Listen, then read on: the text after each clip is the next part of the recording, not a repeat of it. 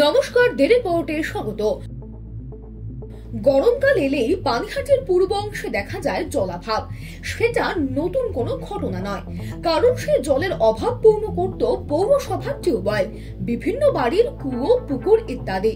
কিন্তু আধুনিক শহর গড়তে গিয়ে আমরা হারিয়েছি এই সমস্ত জলের উৎসগুলিকে। ফলে সাধারণ মানুষের কাছে প্রতিদিনের ব্যবহার্য জল বলতে পৌরসভার সরবরাহ করা জল। আর বেশ কিছুদিন ধরে পানিহাটির জল প্রকল্পের জল সরবরাহের যে ক্ষমতা, তার থেকে চাহিদা বেড়ে গিয়েছে বহুগুণ। ফলে তীব্র জল সংকটে পড়েছেন পূর্ব পানিহাটির বিস্তীর্ণ এলাকার মানুষজন। আর আজ দিনের পর দিন জলের অভাব মেটাতে রাস্তায় নেমে আসেন পানিহাটি পৌরাঞ্চলের 34 নম্বর ওয়ার্ডের মহিলারা। তীব্র গরম উপেক্ষা করে তারা ব্যস্ত বারাসত রোডের কদমতলা মোড় অবরোধ করে বিক্ষোভ দেখাতে শুরু করলে ছড়ায় উত্তেজনা। আর সেই সময় প্রচার শেষে সোদপুরের দিকে ওই পথ ধরেই আসছিলেন দমদম লোকসভার বিগত 15 বছরের সাংসদ, এবারেও তৃণমূল প্রার্থী সৌগত রায়। আর অবরোধের মধ্যে আটকে পড়া সৌগত রায়কে পেয়ে বিক্ষোভে সামিল মহিলারা তাদের ক্ষোভ উগরে দেন সৌগত রায়ের সামনেই। আর সৌগত রায়কেও দেখা যায় ফোনে প্রশাসনিক কর্তাদের সঙ্গে কথা বলতে।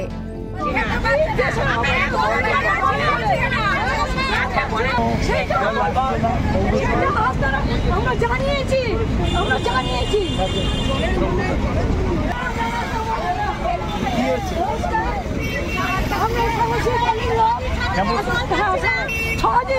জল পাচ্ছি না, 6 দিন।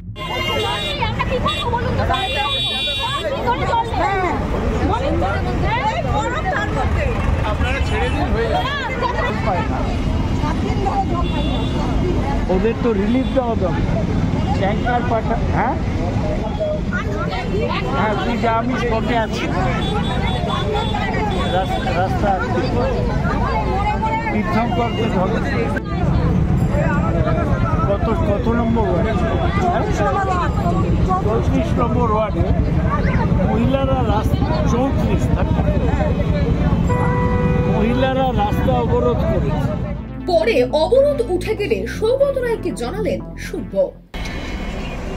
আমি সকালের প্রচার করে ফিরছিলাম কদমতলার মোড় ভোলা মধ্যমগ্রাম রোডে, গাড়ি আটকে গেল, দেখলাম পথ অবরোধ হয়েছে। অনেক বাস টাস ছিল আর অবরোধ করেছিল মহিলারা।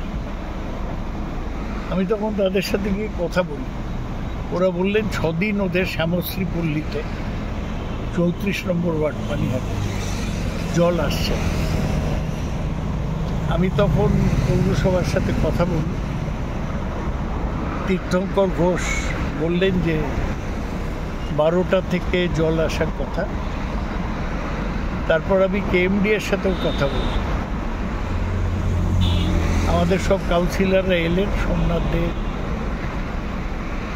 প্রদীপ বড়ুয়া, সবাই মিলে বুঝিয়ে আমরা মহিলাদের অবরোধ তুলে নিলাম।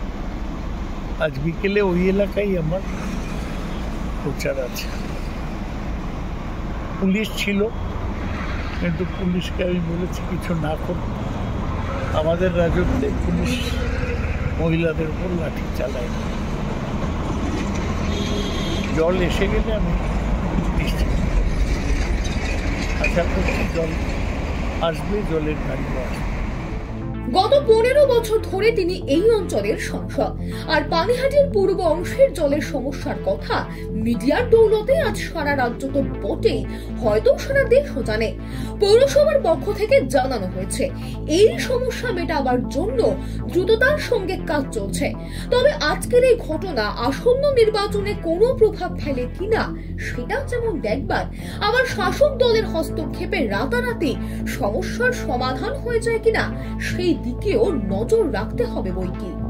সোদপুর থেকে রাজা দে, দ্য রিপোর্ট। এই খবরটি আপনাদের কেমন লাগলো, আপনাদেরকে মতামত আমাদেরকে কমেন্ট করে অবশ্যই জানাবেন। এবং এর পরবর্তী বিভিন্ন আপডেট জানার জন্য আমাদের চ্যানেলটিকে সাবস্ক্রাইব করুন, বেল আইকন বাটন প্রেস করতে একেবারে ভুলবেন না। আপনাদের একটা সাবস্ক্রিপশনও আমাদের জন্য অত্যন্ত মূল্যবান। সকলে ভীষণ ভালো থাকবেন, দেখতে থাকবেন। জয় হিন্দ।